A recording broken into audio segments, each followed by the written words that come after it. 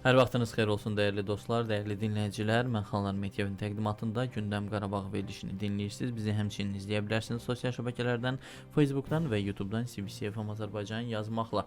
Mədəniyyət Nazirliyi tərəfindən möhtəşəm bir beynəlxalq konfrans keçirildi və həmin konfransda həm bizim mədəni irslə bağlı iqlim dəyişikliyi və silahlı münaqişələrdən qorunması məsələsinə toxunuldu, həm qədim insan məskənlərinin qorunması məsələsinə toxunuldu və digər bir çox maraqlı məsələlərə toxunulub. Elə bu tədbirlə bağlı istəyirdik ki, Mədəniyyət Nazirliyinin sektor müdiri Araz Bağırlı ilə danışaq. Hər vaxtınız xeyir, xoş gəlmisiniz. Xoş gördük, hər vaxtınız xeyir. Araz müəllim, qədim insan məskənlərinin qorunması. Yəni biz bununla bağlı hansı məskənlərimiz orada ön plana çəkildi, nələr vurğulandı, nələrə diqqət etdik? Çox sağ olun öncəliklə dəvətə görə bütün radio və televiziya tamaşaçılarını salamlayıram. Çox doğru buyurdunuz. Bu günlərdə Azərbaycanda çox maraqlı bir beynəlxalq konfrans baş tutdu. Konfransda bir sıra beynəlxalq təşkilatların baş katibləri, eləcə də qeyd etdiyiniz mövzu üzrə aparıcı ekspertlər iştirak etdilər və qədim insan məskənləri deyəndə biz ilk növbədə mədəni irsi başa düşürük. Çünki qədim insan məskənləri əlbəttə bizə miras qalmış, ilkin sivilizasiyalardan, hətta sivilizasiya formalaşmasına əvvəl miras qalmış mədəni irs, mədəniyyətin ümumiyyətlə ilkin formalaşdırdığı məskənlərdən söhbət gedir.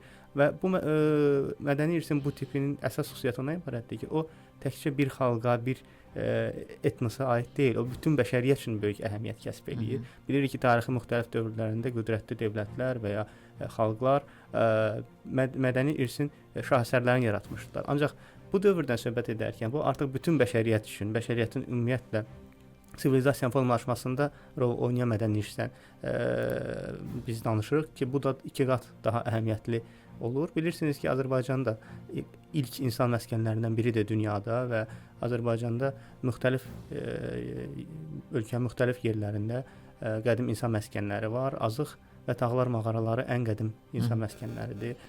Əgər biz paytaxt Bakı yaxınlığında Qobustana baxsaq, Qobustan qoruğunun nə qədər zəngin olduğunu görəcəyik. Əgər cənuba getsək, Lerikdəki Buzeyir mağarasının nə qədər qədim olduğunu görəcəyik. Əgər biz Qazax tərəfə getsək, orada Avey mağarasını, Damcılı mağarasını, Daş Salaqlı mağarasını görəcəyik. Əgər biz şimal-qərbə getsək, orada Keşikçidağ mağarasını görəcəyik. Bunlar hamısı paleolit, əksəriyyəti paleolit dövrünün düşərgələridir, mağaralarıdır, arxeoloji yerləridir ki, bu bəşəriyyətin tarixinin ümumiyyətlə öyrənilməsi üçün müstəsna əhəmiyyətə malikdir. Və məhz onların daha yaxşı öyrənilməsi üçün ilk dəfə olaraq Azərbaycanda belə bir beynəlxalq konfrans keçirildi və bu sahədə mütəxəssislər bir araya gətirildi və düşünürəm ki, bu konfrans o qədər maraqlı keçdi ki, biz konfrans bitib, amma indiyə qədər biz xarici qonaqlardan müsbət rəylər almağa davam edirik və bu mövzunun əhəmiyyət verdiyinə görə bir daha Azərbaycana öz təşəkkürlərini ifadə edirlər. Azıq mağarası ilə bağlı nələrə biz diqqət elədik və hansı məqamları qabartdıq? Azıq mağarası bilirsiniz ki, ötən əsrin 60-cı illərində arxeoloq Məmməd Əli Hüseynovun rəhbərliyi etdiyi ekspedisiya tərəfindən aşkarlanmışdı və Azıq mağarasının unikal xüsusiyyətlərindən biri də odur ki, orada arxeoloji qazıntılar apararkən hər dəfə yeni bir arxeoloji lay tapılırdı və dərinə getdikcə artıq səhv eləmirəmsə 10-11 mədəni təbəqə aşkarlandı ki, bu da sonda belə bir qənaətə gəlindi ki, bu mağara nəinki dünyada bu dövrün təsnifatına uyğun olaraq Aşeli və Mustiye mədəniyyətinin dövrünə aiddir. Bu həm də digər bir dövrə aiddir və yaxınlıqda bilirsiniz ki, Quruçay çayı axır və bu o qədər zəngin bir mağaradır ki, bu mədəniyyət özü Quruçay mədəniyyəti adlanmağa başladı. Daha öncə dünyada başqa yerlərdə aşkarlanmış Aşel mağarasının adı ilə Aşel mədəniyyəti, Mustiye mağarasının adı ilə Mustiye mədəniyyəti adlı anlayışlar var idi elmi ədəbiyyatda. Lakin Azıq mağarası o qədər zəngindir ki, artıq elmi ədəbiyyata yeni bir mədəniyyət, Quruçay mədəniyyəti adlı mədəniyyət daxil oldu və aparılan araşdırmalar çərçivəsində 80-ci illərə qədər bu aktiv araşdırmalar aparılırdı. Hətta qədim insanın çənə sümüyü aşkarlandı ki, bu da çox böyük bir elmi tapıntı idi və həmin çənə sümüyü təqribən 300-350 min il yaşı olan çənə sümüyüdür ki, bu da bugünə qədər məlum olan Azərbaycanda ən qədim, dünyada isə ən qədimlərdən biri olan insan qalığıdır. İnsan çənə sümüyüdür. Həmin çənə sümüyü hal-hazırda Azərbaycan Milli Tarix Muzeyində saxlanılır.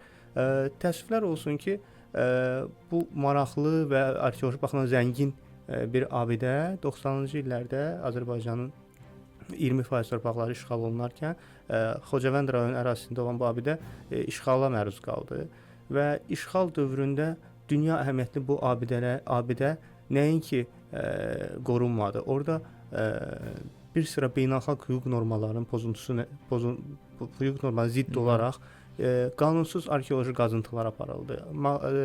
Vandalizm aktları həyata keçirildi və bir sıra hüquq pozmaları, xüsusilə də mən qeyd etmək istəyirəm. UNESCO-nun 1954-cü il silahlı münaqişələr zamanı mədəni sərvətlərin qorunması haqqında Haqa Konvensiyası, UNESCO-nun 1970-ci il mədəni sərvətlərin qeyri-qanuni ölkədən daşınması, çıxarılması haqqında konvensiya və digər beynəlxalq hüquq normalары, baxmayaraq ki, işğalçı Ermənistan da həmin konvensiyaların üzvüdür və beynəlxalq hüquq qarşısında öhdəlik daşıyır.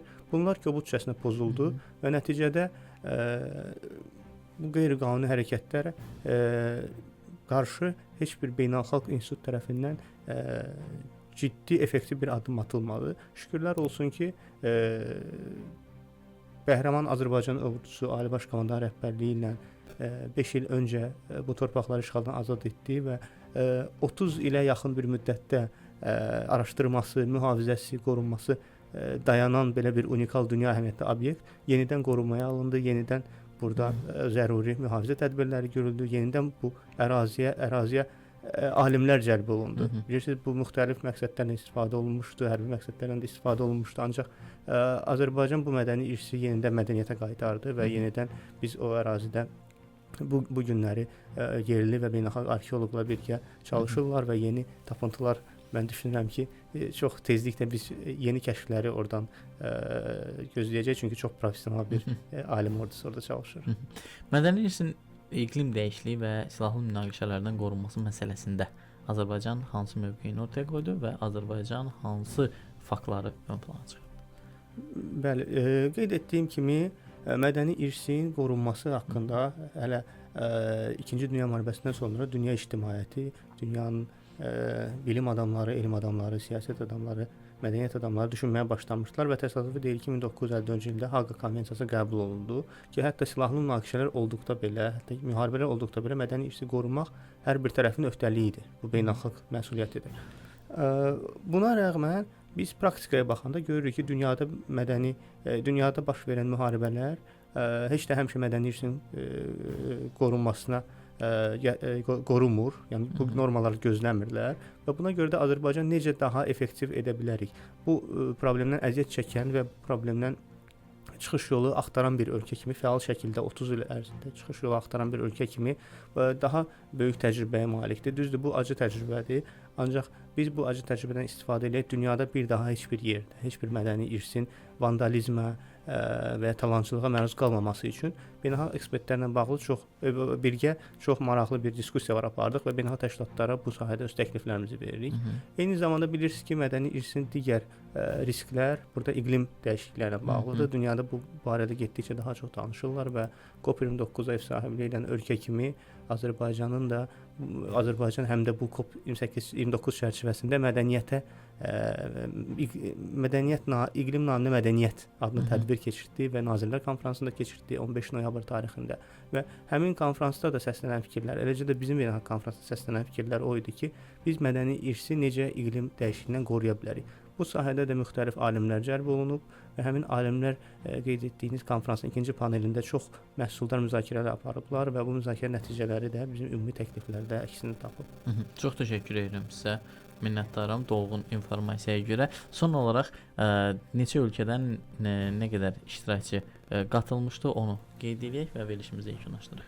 Bəli, ümumilikdə bizim 20-yə yaxın ölkədən iştirakçımız var idi. O cümlədən 6 beynəlxalq təşkilatdan yüksək səviyyədə təmsilçi var idi. Bura UNESCO-nun mədəniyyət üzrə direktoru, Türksoy təşkilatının baş katibi, Beynəlxalq Türk Akademiyasının prezidenti, Türk Mədəniyyəti və İrsi Fondunun prezidenti, İKROM Beynəlxalq Mədəniyyət Öyrənməsi Mərkəzinin nümayəndəsi, İqtisadi Əməkdaşlıq Təşkilatı Mədəniyyət İnstitutunun prezidenti və digər təşkilatlar qoşulmuşdular və qədim insan məskənlərinin yerləşdiyi əksər ölkələrdən ekspertlər bu siyahıda yer alırdı.